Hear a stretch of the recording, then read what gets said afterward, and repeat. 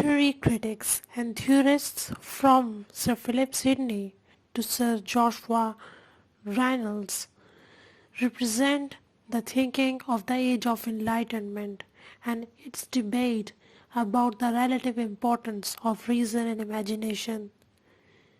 These critics insist that the ancient Greek and Romans provided the best model for 18th century art and that art is remarkable for its artifice and artificiality and that the highest form of art came from and appreciated most by who those who are well trained, and you can say that they are classically trained sensibilities.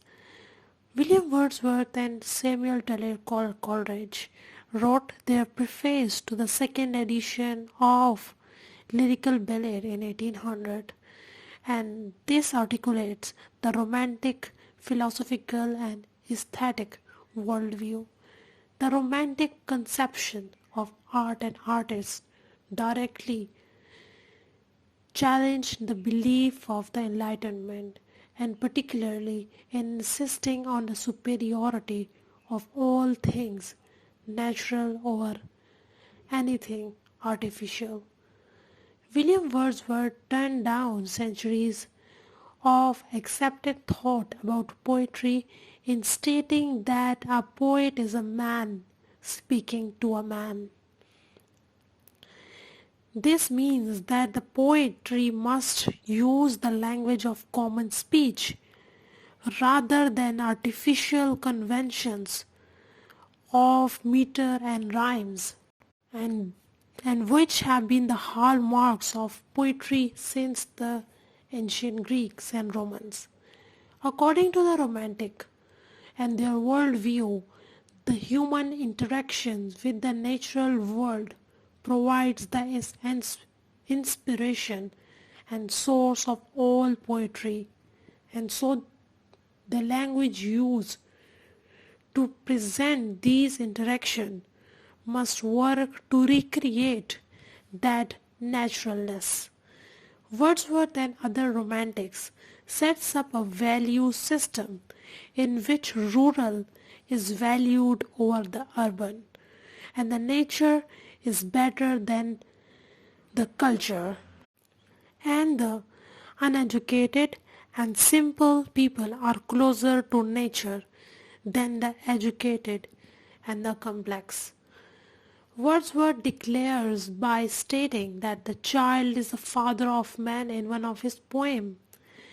He means to say that children have a sensibility which adults have lost, and children and other primitives are especially endowed with a closeness to and a perception of unmediated nature which we lose as we have become civilized and adult. And this is the loss of innocence, and the loss of which is necessity. It is very necessary and inevitable and tragic with the passing of time. Wordsworth is more concerned with the relation between the poet and the poem, and then with the poem and the reader. And in short, we can say that Wordsworth is not particularly interested in the moral effect of poetry. Wordsworth focuses on examining what a poem is, and how a poem is made, and who makes a poem, rather than on what a poem does. Wordsworth proclaims that a poem is not the product of reason and art or artifice, but is the spontaneous overflow of powerful feelings which takes its origin from emotion recollected in tranquility. Feeling is thus established as a central element in a poem and more important than action, situation, character, or mimetic accuracy.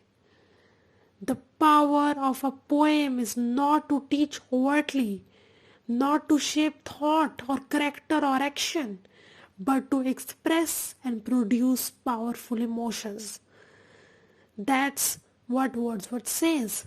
From this idea, that which Wordsworth says, concludes that a poem is good insofar as it is an authentic expression of feelings generated in a natural setting. The poet who can procure such authentic expression of feeling is a kind of superhuman being and a receptive soul, a creative genius who feel things more powerfully than the average person and who has a heightened ability to express those feelings not because of education or training but because of an inborn or innate ability that sets apart from the rest of humanity.